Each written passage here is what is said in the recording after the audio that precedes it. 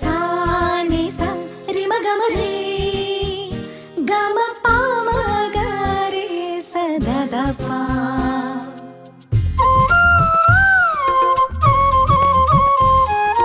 புல்வெளி பெய்யும் சாரலை போல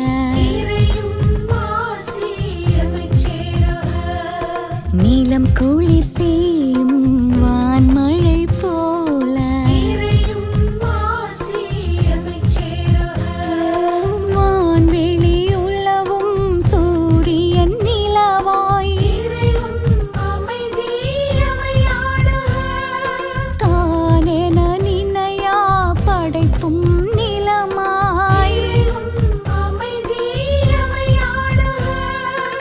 ஆசியும் அமைதியும் அகம் சேரவே இயேசு கிறிஸ்துவின் மனநிலை வேண்டும். ஆசியும் அமைதியும் அகம் சேரவே இயேசு கிறிஸ்துவின் மனநிலை வேண்டும்.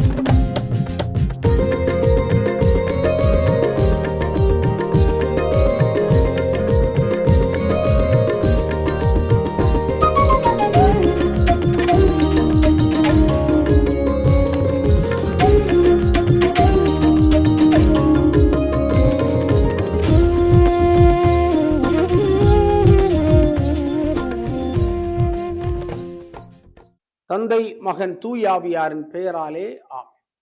ஆண்டவரே இயேசு கிறிஸ்துவுக்குள் வாழுகின்ற அருமையான என் சகோதர சகோதரிகளே, மத்தேயு நற்செய்தியிலிருந்து மீண்டும் ஆண்டினுடைய பொதுக்காலம் 19வது ஞாயிற்றுக்கிழமைக்கான இறைவார்த்தையானது கொடுக்கப்பட்டிருக்கிறது. இறைவார்த்தை நற்செய்தி மத்தேயு 14:22-33 வரை உள்ள இறைவசனங்கள். அக்காலத்தில் இயேசு கூட்டத்தினரை அவரிடமிருந்து அனுப்பி கொண்டிருந்தார். அப்பொழுது சீடரை உடனே படகேறி தமக்கு முன் அக்கறைக்கு செல்லுமாறு கட்டாயப்படுத்தினார். மக்களை அனுப்பிவிட்டு அவர் தனியே இறைவனிடம் வேண்டுவதற்காக ஒரு மலையின் மேல் ஏறினார். அப்பொழுது பொழுது சாய்ந்த பிறகும் அங்கே அவர் தனியே இருந்தார். அதற்குள் படகு கரைக்கு வந்து விட்டது. கரையிலிருந்து நெடுந்தொலைவு சென்று விட்டது. மேலும் எதிர்காற்று அடித்துக் கொண்டிருந்ததால் அலைகளால் படகு அலைக்கழிக்கப்பட்டது. இரவின் 4ஆம் காவல் வேளையில் இயேசு அவர்களை நோக்கி கடல் மீது நடந்து வந்தார். அவர் கடல் மீது நடப்பதை கண்ட சீடர் கலங்கி ஐயோ பேய் என அச்சத்தினால் அலறினார். உடனே இயேசு அவர்களிடம் பேசினார். துணியோடு இருங்கள், நான் தான், அஞ்சாதீர்கள் என்றார். பேதுரு அவருக்கு மறுமொழியாக, ஆண்டவரை நீர்தாம் என்றால் நானும் கடல் மீது நடந்து உம்மிடம் வர ஆணையிடும் என்றார்.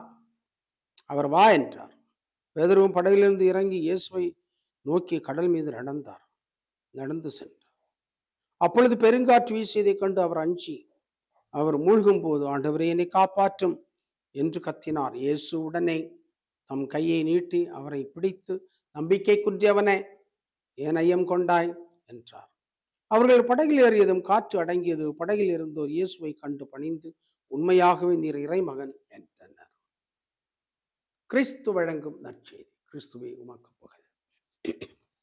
இறையேசுவுக்குள் வாழ்கின்ற அருமையான சகோதர சகோதரிகளே, இன்னும் மீண்டும் மீண்டுமாய் மத்தேயு நற்செய்தியினுடைய வசனங்கள் எல்லாமே நம்முடைய விசுவாசத்தை உறுதி செய்யக்கூடிய ஒன்றாக, நம்முடைய பயங்களை எல்லாம் விரட்டக்கூடிய ஒன்றாக, நம்முடைய அச்சங்களை எல்லாம் அகற்றிவிடக்கூடிய ஒன்றாக, தைரியத்தை கொண்டு வருகின்ற ஒன்றாக, கடல் மீதும் கற்பாறைகள் மீதும் முட்புதர்கள் மீதும் மிதித்து திடப்பதற்கான சக்தியையும் ஆற்றலையும் கொடுப்பதாக இருப்பதை பார்க்கிறோம். எனவே ஆண்டவர் இயேசு நாள் முழுவதும் பணி செய்துவிட்டு என்ன செய்கின்றார்? வருகின்ற பொழுது பயங்கரமான சோதனை பேதுருவுக்கு வருகிறது. என்ன வருகிறது? ஆண்டவரை நீர் தாண்டும் என்றால் நானும் நடக்கலாமே. நடக்கலாம், தண்ணீரில் நடக்கலாம், நிச்சயமாக நடக்கலாம், வா என்று கூப்பிடுகின்றார். பேதுரு பயந்து ஒருவேளை எடுத்து கையால் வெளி வைத்திருக்கலாம். அந்த தண்ணீரிலே காலை வைக்கின்றார். ஒன்றுமில்லை, கற்பாறை ஒன்று உணர்கின்றார். நடக்கின்ற பொழுதுதான் பாதி வெளியில செல்லுகின்ற பொழுது பயங்கரமான ஒரு புயல் வந்து அந்த அடித்து அந்த அலைகள் வந்து பேதுரு மேல் மூடுகிறார். ஒருவேளை மூழ்கி விடுவோமோ என்று சொல்லுகிற அச்சம் வந்தவுடன் மூழ்குவது போல இருக்கின்ற பொழுது ஆண்டவரை என்னை காப்பாற்றும் என்று சொல்லுகின்ற அந்த செய்தியை பார்க்கின்றோம். அந்த அலறலை பார்க்க, சத்தத்தை பார்க்கின்றோம். அன்பக்கனி அவர்களே, ஆண்டவரே என்னை காப்பாற்றும் என்று சொன்னவுடன் கையை நீட்டி பிடித்து காப்பாற்றுகின்றார். இதெல்லாம் பார்க்கின்ற சீடர்களுக்கு மனதிலே பயங்கரமான அச்சமும் திகிலும் பயமும் அதிர்ச்சியுமாக இருப்பதை பார்க்கின்றோம்.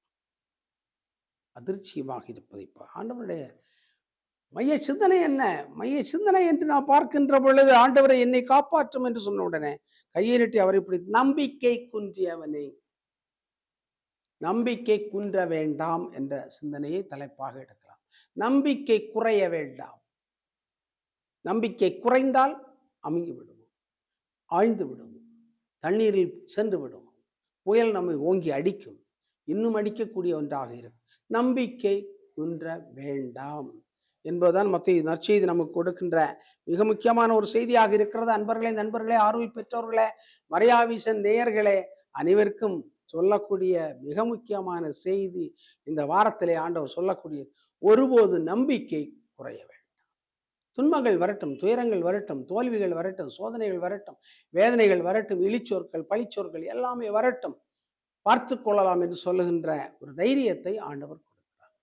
உயர் பயங்கரமாக வருகின்றால் அந்த அலைகள், சுனாமி வந்த பொழுதும் கூட திருவள்ளுவர் சிலையை அசைக்க முடியவில்லை என்று சொல்லப்படுகிறார். திருவள்ளுவர் சிலையை தாண்டி உயரமாக சுனாமி அலைகள் அடித்தன. ஆனால் அந்த திருவள்ளுவர் சிலை பாறையிலே ஊன்றி இருந்ததால், தைரியமாக இருந்ததால், பலமாக இருந்ததால், பலமாக கட்டப்பட்டிருந்ததால் அசையவில்லை.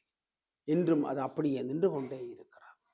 அன்புக்குரியவர்களே, வாழ்வினுடைய ரகசியமே இதுதான். எந்த அளவிற்கு நம்முடைய நம்பிக்கை, தைரியம் ஆழமாக ஊன்றப்பட்டிருக்கிறதோ அந்த அளவிற்கு நாம் எல்லா சூழ்நிலைகளிலும் திருவள்ளுவரை போல அல்ல, அதைவிட பெரிதாக நாம் உயர்ந்து நிற்க முடியும். அதற்கான வரத்தை இன்றைய நாளிலே மன்றாடி கேட்போம்.